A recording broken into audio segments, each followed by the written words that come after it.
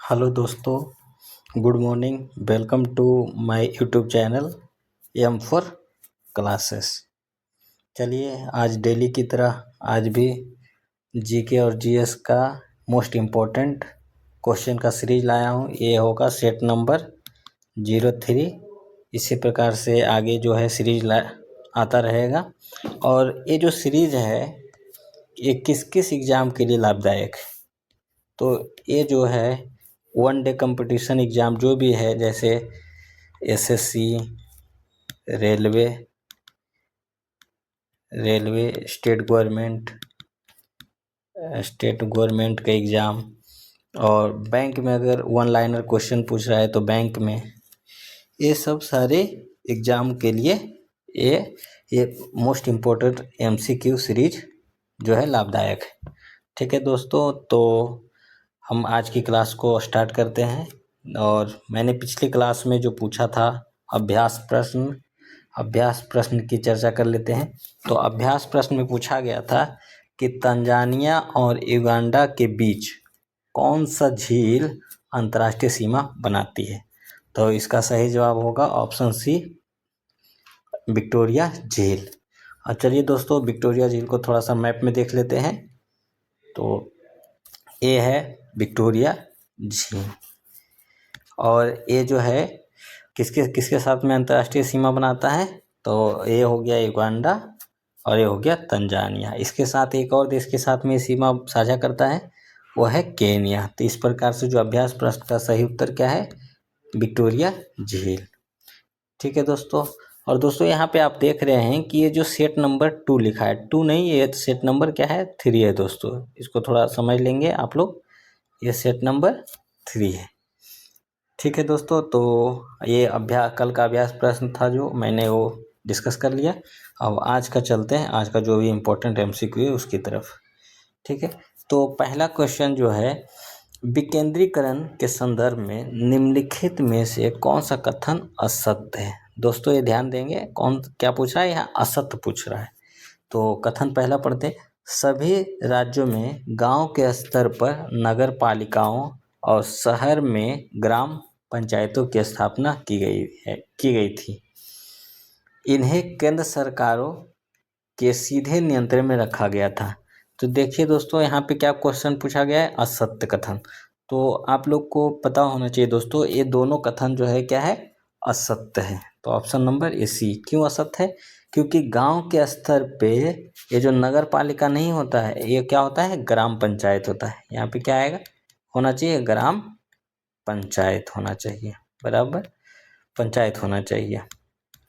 और शहर में क्या होना चाहिए, तो नगर पालिका होना चाहिए, नगर पालिका होना चाहिए। तो इस प्रकार से पहला जो कथन है वो गलत है, ये होना चाहिए। और दूसरा जो है वो केंद्र सरकार के सीधे नियंत्रण में नहीं, ये शुरुआत में जब पंचायती राज या नगर पालिका जो आया था, ये शुरुआत में राज्य स्तर के नियंत्रण में था, यानी राज्यों के नियंत्रण में थे। इस प्रकार से दोनों कथन क्या है, गलत है। तो सही ऑप्शन क्या है, सी है। ठीक है, इसकी थोड़ा व्याख्या देख लेते हैं। इस क्वेश्चन का व्याख्या कर है कि भारत में लोकतांत्रिक विकेंद्रीकरण के तहत गांव के स्तर पर ग्राम पंचायत, मैंने अभी बताया गांव के स्तर पर ग्राम पंचायत, और शहर के स्तर पर नगर पालिकाओं की स्थापना की गई थी। ठीक है दोस्तों, अब दूसरा कथन चलते हैं, स्थानीय स्वशासन, ग्राम पंचायत और नगर पालिकाएं शुरुआत में राज्य सरकारों के नियंत्रण में था। शुरुआत में जो मैंने बताया क्या, राज्य सरकार के नियंत्रण में था। और यहाँ पे कथन में क्या दिया गया था, केंद्र, तो बिल्कुल गलत था। और भारतीय संविधान में स्थानीय स्वशासन यानी राज्य सूची का विषय है। कौन सी सूची का विषय है, तो ये राज्य सूची का विषय है। और इसको संवैधानिक दर्जा कब मिला है दोस्तों, 74वें संविधान संशोधन अधिनियम 1992 के द्वारा ग्रामीण क्षेत्रों के लिए त्रिस्तरीय पंचायती राज व्यवस्था और शहर क्षेत्रों के लिए नगर निगमों या नगर पालिकाओं की संवैधानिक दर्जा प्रदान किया गया है। इस प्रकार से देख लिए दोस्तों, इसमें जो है दोनों कथन गलत है, ए और दो कथन, यानी ऑप्शन सी सही है। ठीक है दोस्तों, अगला प्रश्न देखते हैं। अगला प्रश्न जो है, निम्नलिखित में से कौन सा मिलान असत्य है। ठीक है दोस्तों, तो इसमें जो है दोस्तों, ये जो है इसमें दो ऑप्शन टाइपिंग मिस्टेक गलत टाइप हो गया है। तो इस क्वेश्चन का थोड़ा सुधार कर लेते हैं दोस्तों, है ना। ये जो क्वेश्चन है दोस्तों, ये असत्य पूछा गया है, यानी ये मैंने जो अभी बोला था टाइपिंग मिस्टेक है, वो टाइपिंग मिस्टेक नहीं है दोस्तों। इसमें जो असत्य बोला गया है, कौन सा असत्य है? तो आम आदमी की स्थापना जो हुआ है, वो गठन वर्ष है 26 नवंबर 2012, ठीक है। और नेशनल पीपुल्स पार्टी NPP जो है, ये जुलाई 2013 में ना होके क्या है, ये जनवरी 2013 में गठन हो गया था, यानी ये वाला ऑप्शन सही है दोस्तों, यानी ये गलत है। और बहुजन समाज पार्टी की स्थापना कब हुआ? 14 अप्रैल 1984। और कम्युनिस्ट पार्टी ऑफ इंडिया यानी मार्क्सवादी CPIM की स्थापना कब हुआ? 1964। ये तीनों जो है ये सही है दोस्तों, लेकिन जो इसमें कौन सा गलत था? तो ऑप्शन बी, यानी नेशनल पीपुल्स पार्टी की स्थापना कब हुआ? जनवरी 2013 में। ठीक है दोस्तों, अगला प्रश्न पे चलते हैं। अगला प्रश्न है, भारतीय राष्ट्रीय ध्वज के संदर्भ में निम्नलिखित कथनों पर विचार कीजिए। तो पहला कथन पढ़ते हैं, वर्तमान तिरंगे का स्वरूप 22 जुलाई 1947 को अपनाया गया, बिल्कुल सही है। अशोक चक्र में 24 तिलियां हैं जो 24 घंटे का प्रतीक है, बिल्कुल सही है। राष्ट्रीय ध्वज का डिजाइन पिंगली वेंकैया ने तैयार किया है, बिल्कुल सही है। यानी इस प्रश्न का तीनों कथन सत्य हैं दोस्तों, ठीक है, ऑप्शन डी। नेक्स्ट प्रश्न पे चलते हैं दोस्तों। अगला जो प्रश्न है वो कथन कारण से है। कथन ए, किसी वस्तु का औसत वेग शून्य हो सकता है भले ही उसकी औसत चाल शून्य ना हो, ठीक है दोस्तों। और दूसरा जो कारण है, यदि वस्तु यात्रा के बाद पुनः अपने प्रारंभिक बिंदु पर लौट आती है तो उसका विस्थापन शून्य हो जाता है, बिल्कुल सही है दोस्तों। अगर कोई वस्तु यहाँ से चलकर फिर वापस यहीं पे आ जाता है तो उसकी क्या विस्थापन तो शून्य हो जाएगी। लेकिन कह रहा है कि किसी वस्तु का औसत वेग शून्य हो सकता है भले ही उसकी औसत चाल शून्य ना हो, ये भी सही है दोस्तों। और ये जो है दोनों कथन तो सही है दोस्तों। अब व्याख्या इसका देख लेते हैं, और इसकी जो है व्याख्या भी पूरी कर रहा है दोस्तों, क्योंकि दोनों वेग से है, इसमें भी वेग की बात किया गया है और चाल की, और उसमें भी। तो इसका सही जवाब क्या होगा? ऑप्शन ए, ठीक है दोस्तों। अब इसका एक्सप्लेनेशन पे चलते हैं। कर यदि कोई वस्तु जहाँ से चली थी वहीं वापस लौट आए तो विस्थापन शून्य हो जाता है, बिल्कुल सही है। जिससे औसत वेग भी शून्य हो सकता है, ठीक है। औसत चाल जो है, इसका फॉर्मूला क्या होता है? कुल दूरी, तय की गई कुल दूरी, तय की गई कुल दूरी बटे लिया गया कुल समय, कुल लगा कुल समय, ये हो गया क्या? औसत चाल, यानी एवरेज स्पीड, ठीक है। चूंकि चली गई दूरी कभी शून्य नहीं हो सकती है, इसलिए औसत चाल शून्य नहीं होगा, ठीक है। तो यानी कारण सही है, कथन भी सही है, बिल्कुल व्याख्या करता है, ठीक है दोस्तों। अगला प्रश्न पे चलते हैं। करा कि Indian sports women of the year 2025 का खिताब किसने जीता? तो किसने जीता दोस्तों? तो ये है स्मृति मंधाना। चलिए इसका थोड़ा व्याख्या देख लेते हैं।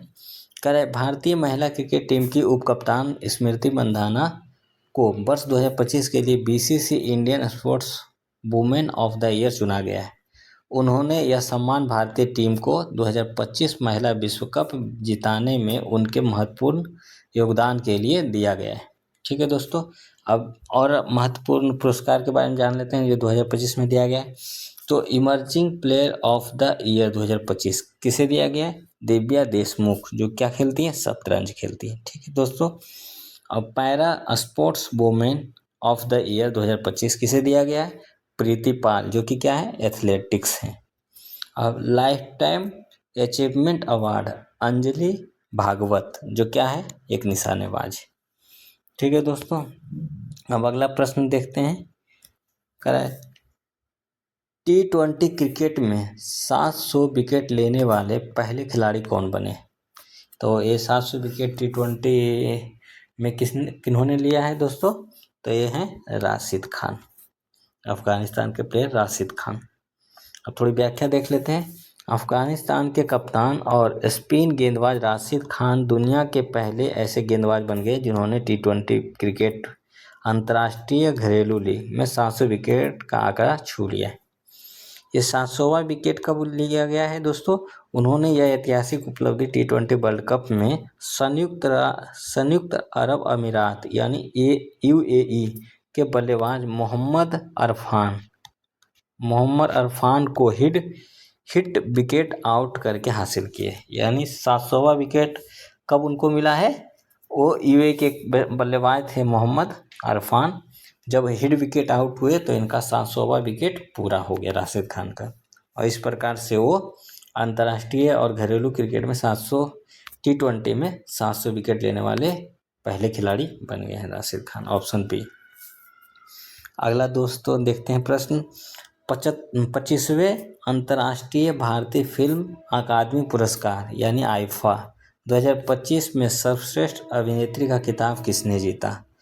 तो ये जो है किसने जीता दोस्तों? तो यह है नीतांशी गोयल, ऑप्शन बी। ठीक है दोस्तों, इसका थोड़ी व्याख्या देख लेते हैं। आईफा पुरस्कार 2025 की मुख्य श्रेणियां इस प्रकार हैं। सर्वश्रेष्ठ अभिनेत्री नीतांशी गोयल फिल्म लापता लेडीज के लिए। कौन सी फिल्म के लिए? लापता लेडीज के लिए। सर्वश्रेष्ठ फिल्म किसको दिया गया है? तो लापता लेडीज। सर्वश्रेष्ठ अभिनेता कार्तिक आर्यन फिल्म भूल भुलैया 3 के लिए दिया गया आईफा अवार्ड 2025 में। सर्वश्रेष्ठ निर्देशक डायरेक्टर किरण राव फिल्म लापता लेडीज। ठीक है दोस्तों, अब अगला प्रश्न देखते हैं।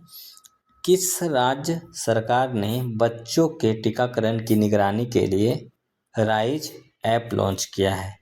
तो वो कौन सा राज्य है दोस्तों? सही जवाब है उत्तर प्रदेश। यहाँ पे गलत लिखा है। सही जवाब क्या है दोस्तों? उत्तर प्रदेश। उत्तर प्रदेश में बच्चों के टीकाकरण के लिए कौन सा ऐप लॉन्च किया है? राइज ऐप लॉन्च किया दोस्तों। इसकी व्याख्या देख लेते हैं। उत्तर प्रदेश सरकार ने बच्चों के टीकाकरण की डिजिटल निगरानी और प्रबंधन के लिए rapid immunisation skill enhancement app launch किया है। इस ऐप का मुख्य उद्देश्य राज्य में टीकाकरण कवरेज में सुधार लाना और सुनिश्चित करना कि सभी बच्चों को समय पर आवश्यक टीका लगे। इस ऐप का मुख्य उद्देश्य है दोस्तों। ठीक है, अब अगला प्रश्न देखते हैं दोस्तों। राष्ट्रमंडल खेल महासंघ ने अपना नाम बदलकर नया नाम क्या रखा है?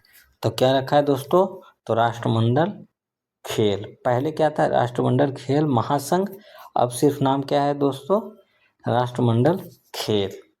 इसके व्याख्या देखते हैं। राष्ट्रमंडल खेल महासंघ यानी कॉमनवेल्थ गेम्स फेडरेशन ने वैश्विक स्तर पर खुद को एक खेल महासंघ से बदलकर खेल आंदोलन के रूप में प्रदर्शित करने के लिए अपना सार्वजनिक ब्रांड नाम आधिकारिक तौर पर बदलकर कॉमनवेल्थ स्पोर्ट यानी राष्ट्रमंडल खेल कर दिया। ठीक है दोस्तों, तो इसका सही जवाब क्या है? राष्ट्रमंडल खेल कर दिया। अगला प्रश्न पे चलते हैं। अगला प्रश्न फिर से कथन कारण वाला है दोस्तों। तो कथन जो है, भारत सरकार ने देश में विशेष आर्थिक क्षेत्र यानी स्पेशल इकोनॉमिक जोन स्थापित किए हैं। ठीक है, कारण क्या है? सरकार चाहती है कि देश में घरेलू छोटे उद्योग विदेशी प्रतिस्पर्धा से पूरी तरह सुरक्षित रहें। ठीक है दोस्तों, तो इसका जो है आंसर देखते हैं दोस्तों। तो इसका आंसर सही जवाब क्या है दोस्तों? तो ऑप्शन डी यानी कथन ए सही है लेकिन आर गलत है। ये सही क्या है? भारत सरकार ने देश में विशेष आर्थिक क्षेत्र स्थापित किया है।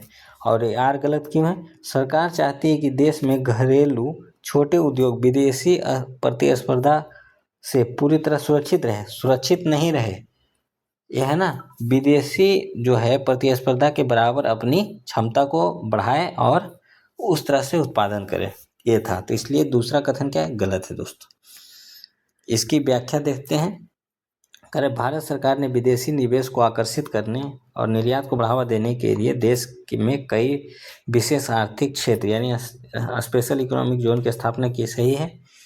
और स्पेशल इकोनॉमिक जोन का मुख्य उद्देश्य घरेलू छोटे उद्योग को विदेशी प्रतिस्पर्धा से बचाना नहीं, बल्कि देश में अंतर्राष्ट्रीय स्तर की बुनियादी सुविधाएं प्रदान करना है। मैंने बताया दोस्तों कि जो विदेश की तर्ज पर यहाँ भी स्थापित किया जाए देश में। और विदेशी प्रत्यक्ष निवेश यानी FDI को बढ़ावा देना और रोजगार अवसर पैदा करना इसका मुख्य उद्देश्य होगा दोस्तों। ठीक है, तो इस प्रकार से इसका सही आंसर क्या, ए सही है, आर गलत है। अब अगला प्रश्न देखते हैं दोस्तों।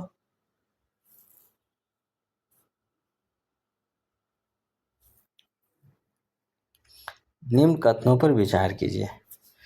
पहला कथन, बैंक दर वह ब्याज दर है जो RBI अपने ग्राहकों से उनके अल्पकालीन उधार लेता है। ठीक है। अब दूसरा कथन, रेपो दर वह ब्याज दर है जो RBI अपने ग्राहकों से उनके दीर्घकालीन उधार पर लेता है। देखिए दोस्तों, इसका जो इसमें पूछा है, पहले जवाब ऑप्शन देख लेते। इसमें जो पूछा है कौन सा गलत है, तो इसमें जो गलत है दोस्तों, इसमें दोनों है, यानी ए और दो दोनों गलत है। कैसे गलत है, बैंक दर बोल रहा है। बैंक दर वह दर है जो RBI नहीं, यानी बैंक अपने ग्राहकों से लेती है। बैंक अपने ग्राहकों से अल्पकालीन उधार पर लेता है। ठीक है, बैंक लेती है, बैंक दर हो गया। अब रेपो दर जो है दोस्तों, यह वह ब्याज दर है जो RBI अपने ग्राहकों से नहीं, बैंकों से लेती है, बैंक से लेती है। अगर यही RBI उधार लोन दिया है बैंक को, तो ब्याज लेगा बैंक से, तो होगा रेपो दर। अगर बैंक ने RBI को जमा पूंजी दिया है और RBI उसको ब्याज दे रहा है, तो उसको बोलेंगे reverse repo rate, reverse repo rate, उल्टा हो जाएगा दोस्तों, है ना। तो इस प्रकार से इसका पूछा है कि कौन सा गलत है, तो दोनों गलत है दोस्तों। आपको मैंने डिटेल समझा दिया। आगे अगला प्रश्न देखते हैं दोस्तों। भारत में निर्धनता यानी गरीबी आकलन के लिए गठित की गई इन समितियों का सही क्रमानुसार गठन वर्ष के अनुसार विवरण निम्नलिखित है। मतलब इसका जवाब देना है कि कौन सा जो है समिति कब गठित किया गया है। ठीक है दोस्तों, इसमें जो विवरण दिया गया है दोस्तों, मिलान करने का बोला गया है ना। सही काल क्रमानुसार यानी काल क्रमानुसार बताना है, मतलब कब कौन सी गठन हुआ है। तो इसका जो सही जवाब होगा दोस्तों, अलख कमेटी, ये 1979 में बना है। लकड़ावाला समिति 1993 में बना है, सही है बिल्कुल। तेंदुलकर समिति ये 2009 में ये आई है, लेकिन इसकी गठन कब हुआ था, 2005 में। रिपोर्ट 2009 में आई, तो इसलिए इसका 2009 हुआ। और रंगराजन समिति ये 2014 में आया है दोस्तों, जबकि गठन कब हुआ था कमेटी, 2012 में, रिपोर्ट 2014 में आई। तो इस प्रकार से सब जो हैं, एक यहाँ पे ऑप्शन छूट गया दोस्तों, ABCD, इधर होगा 1 2 3 और ये 4। तो इसका जो सही जवाब होगा, मिलान होगा 1 1 से, 2 2 से, 3 3 से और 4 4 से। तो कौन सा ऑप्शन है दोस्तों, तो ऑप्शन नंबर बी, यानी 1 1 से, B 2 से, C 3 से और D 4 से। ठीक है दोस्तों, अब अगला देखते हैं प्रश्न। अगला प्रश्न है, हाल ही में सुर्खियों में रही महासागरीय तापीय ऊर्जा रूपांतरण परियोजना भारत के किस केंद्र शासित प्रदेश में विकसित की जा रही है। तो वो कौन सा जगह है दोस्तों, तो वो जगह है लक्षद्वीप। ठीक है दोस्तों, जहाँ पे महासागरीय तापीय ऊर्जा रूपांतरण स्थापित किया जा रहा है। ठीक है दोस्तों, इसका थोड़ा वो देख लेते हैं। ठीक है दोस्तों, तो इसका सही जवाब क्या है, ऑप्शन बी लक्षद्वीप। अब प्रश्न नंबर 14 पे चलते हैं। दुनिया की पहली वाणिज्यिक अंतरिक्ष निगरानी उपग्रह स्कॉट किसने लॉन्च किया है? तो स्कॉट कौन सा किसने लॉन्च किया दोस्तों? तो ये है दिगंतारा। कौन सा? ऑप्शन सी, दिगंतारा ने लॉन्च किया है। कौन सा? स्कॉट। स्कॉट एक है क्या? कॉमर्शियल अंतरिक्ष निगरानी उपग्रह, सर्विलांस। इसकी व्याख्या देख लेते हैं दोस्तों। कह रहा है कि इस उपग्रह को बेंगलुरु स्थित स्पेस टेक स्टार्टअप दिगंतारा ने विकसित और लॉन्च किया है। मिशन स्कॉट क्या है ये समझते हैं दोस्तों। स्कॉट पहले पूरा नाम इसका क्या है? Space camera for object tracking, यानी स्पेस में एक कैमरा लगा है जो क्या करेगा? ऑब्जेक्ट को ट्रैकिंग करेगा। और यह किस तरह से काम करता है? तो यह अंतरिक्ष से पृथ्वी की निचली सतह यानी लोअर अर्थ ऑर्बिट में चक्कर लगा रहे 5 सेंटीमीटर जितने छोटे मलबे और उपग्रह की सटीक निगरानी करने में सक्षम है। यानी स्कॉट जो है ना, स्कॉट जो है वो लोअर अर्थ ऑर्बिट में अगर 5 सेंटीमीटर तक कोई मलबे या फिर कोई सामान है उसको ये ट्रैकिंग करने में उपयोग किया जाएगा दोस्तों। तो इसका नाम क्या है? कहाँ से लॉन्च किया गया है? ये दिगंतारा कहाँ है? तो बेंगलुरु में, बेंगलुरु में। ठीक है, अब अगला प्रश्न देखते हैं दोस्तों। 15 आज का आखिरी प्रश्न। राष्ट्रीय शैक्षिक अनुसंधान एवं प्रशिक्षण परिषद यानी NCERT के वर्तमान निदेशक कौन है? तो NCERT के निदेशक कौन है दोस्तों? तो दिनेश प्रसाद सकलानी, ऑप्शन ए सही है। ठीक है दोस्तों, इसकी थोड़ी व्याख्या देख लेते हैं। कह रहे प्रोफेसर दिनेश प्रसाद सकलानी को भारत सरकार द्वारा NCERT का निर्देशक नियुक्त किया गया था। वह पूर्व में HNB गढ़वाल विश्वविद्यालय उत्तराखंड के इतिहास विभाग में प्रोफेसर भी रहे हैं। ठीक है दोस्तों, तो NCERT का जो है कौन वर्तमान में निर्देशक है? तो दिनेश प्रसाद सकलानी।